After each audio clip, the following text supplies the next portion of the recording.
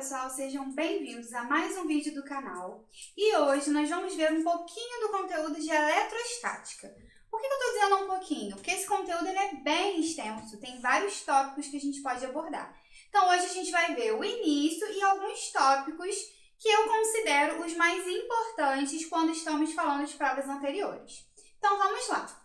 No conteúdo de eletrostática, nós vemos basicamente as cargas elétricas. Então, na eletrostática, nós não estamos ainda considerando essas cargas em movimento. Então, estamos considerando essas cargas paradas, por isso o nome eletro de elétron, estática de estático, de parado.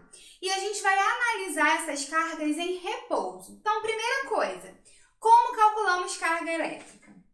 Podemos calcular a carga elétrica como N vezes E. O que significa o N e o E? O N ele seria o número de prótons ou elétrons que esse átomo vai possuir em excesso. Por quê? Porque a gente estuda que quando um átomo tem o mesmo número de elétrons e de prótons, a sua carga ela é nula, já que os prótons são positivos e os elétrons negativos. Então, um anula o outro, sendo no final, tendo uma carga no final nula. Porém, quando um material, um corpo, possui mais prótons do que elétrons ou vice-versa, ele passa a adquirir uma carga. Se ele possuir mais prótons do que elétrons, essa carga será positiva. Se ele possuir mais elétrons do que prótons, a carga será negativa.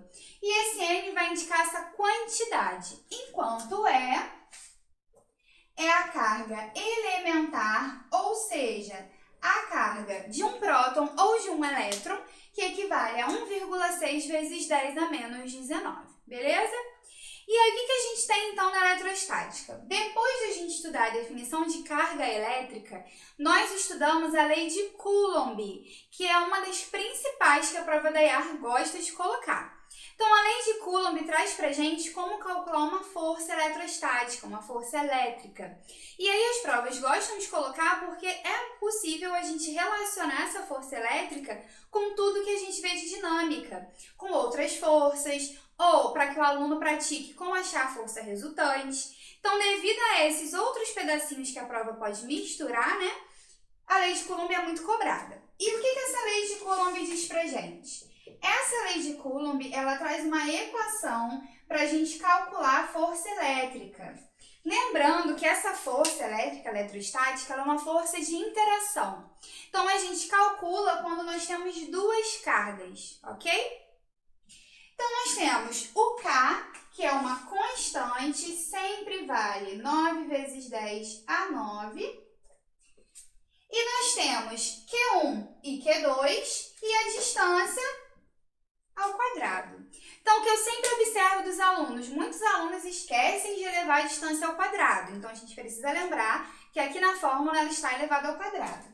E, além disso, precisamos lembrar que essa distância tem que estar na unidade metro, devido a esse K que tem aqui esse metro, assim como a carga em Coulomb. Então, é muito comum que essas cargas venham com alguns prefixos, que a gente precisa saber. Que o milha é 10 a menos 6, menos 3, que o micro é 10 a menos 6, que o nano é 10 a menos 9. Então, a gente precisa conhecer esses prefixos. E dessa forma, a gente consegue calcular a força. Lembrando que se as cargas possuírem o mesmo sinal, essa força será de repulsão. E se as cargas tiverem sinais contrários, a força será de atração. Então, assim como nós temos a força de interação entre uma carga e outra, nós temos um outro parâmetro que é o campo elétrico, que nós podemos calcular uma fórmula muito parecida à anterior, porém aqui a gente só tem um Q ao invés de Q1 e Q2. Esse Q nada mais é do que a carga geradora. Então, aqui a gente está falando da carga que vai gerar esse campo elétrico. Então, toda carga elétrica gera um campo ao seu redor, assim como todas as massas geram campos gravitacionais. Além da gente conseguir calcular em função da carga geradora, nós também conseguimos calcular através de uma outra carga que normalmente chamamos de carga de prova.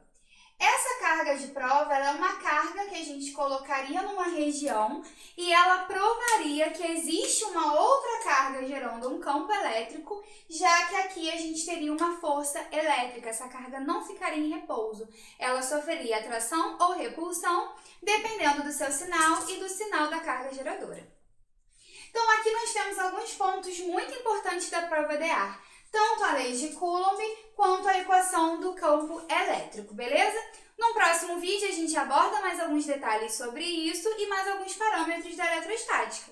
Não esqueçam de se inscrever no canal, compartilhar com os amigos e curtir. Se quiserem algum conteúdo específico, só colocar nos comentários.